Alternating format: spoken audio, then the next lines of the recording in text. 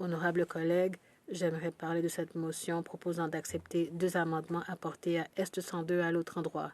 Quelques mots sur S202. Il s'agit d'une loi visant à créer un poste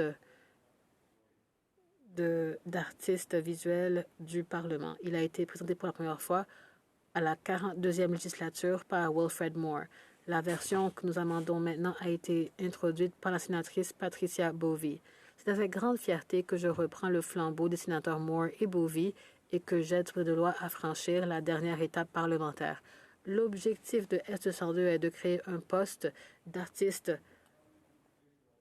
visuel du Parlement au sein de la bibliothèque du Parlement. Ce poste complémenterait le poste de poète lauréat existant déjà avec le même modèle. L'artiste lauréat aura un mandat de 2 ans et aura pour mission de promouvoir les arts au Canada par l'intermédiaire du Parlement, notamment en favorisant la connaissance, la jouissance, la sensibilisation et le développement des arts. Comme vous le savez, je suis un fier défenseur des arts et je suis ravi de parler de ce projet de loi. La défense des arts au Canada revient à la commission Massey qui a fait son rapport en 1951 et à sa recommandation de fonder le Conseil des arts du Canada. Ce rapport partait du principe que les arts ne sont pas une question accessoire étrangère aux affaires d'État.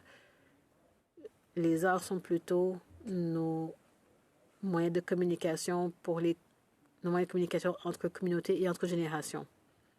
C'est ainsi que les générations se comprennent elles-mêmes et comprennent les générations futures. Ça peut sembler frivole par rapport à notre quotidien et à nos difficultés, mais les arts sont les choses qui perdurent et qui peuvent donner à une communauté son pouvoir de survie. Je suis impatient de voir ce que produira l'artiste lauréat, et j'espère qu'avec le temps, les œuvres de l'artiste se classeront parmi celles d'Emily Carr, Stan Douglas, Lauren Harris, Kent Monkman, William Kuhelek et Jean-Paul Riopel en tant qu'expression visuelle du caractère et de l'identité de cette nation qui se répercuteront dans les années à venir.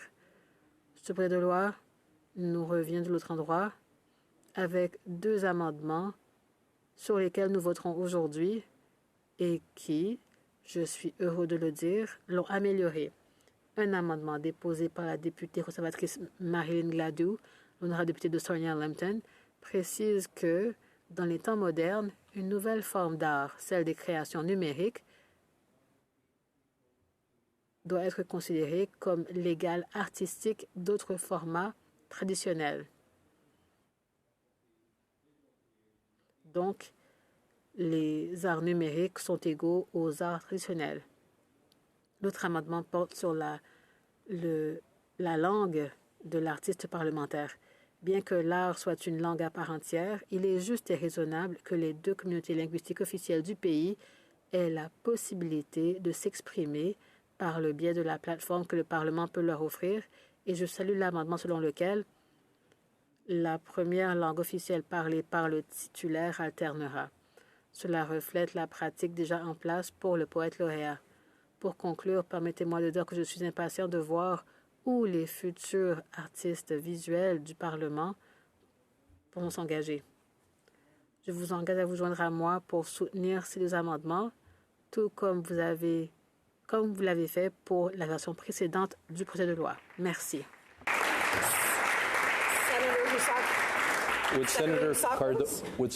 Est-ce que le sénateur Cardozo accepterait une question? Oui.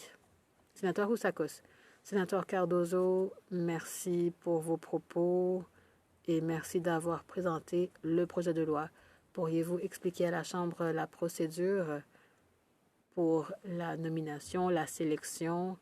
J'imagine que ce sera la gouverneure générale qui en sera responsable, mais pourriez-vous nous en dire plus long? Sénateur Cardozo, merci. D'après ce que j'ai compris, la manière dont ça fonctionnait auparavant, c'est qu'il y avait un processus pour le poète lauréat. Donc, les gens pouvaient postuler et la bibliothèque du Parlement choisissait le candidat. Et il y avait toutes sortes de critères Il y avait l'originalité, la diversité. Sénateur Koussakos, j'imagine que les nominations seront ouvertes à tous. Est-ce que tout le monde peut... est-ce que les gens peuvent déposer leur propre candidature? Est-ce que le Parlement doit proposer des candidats?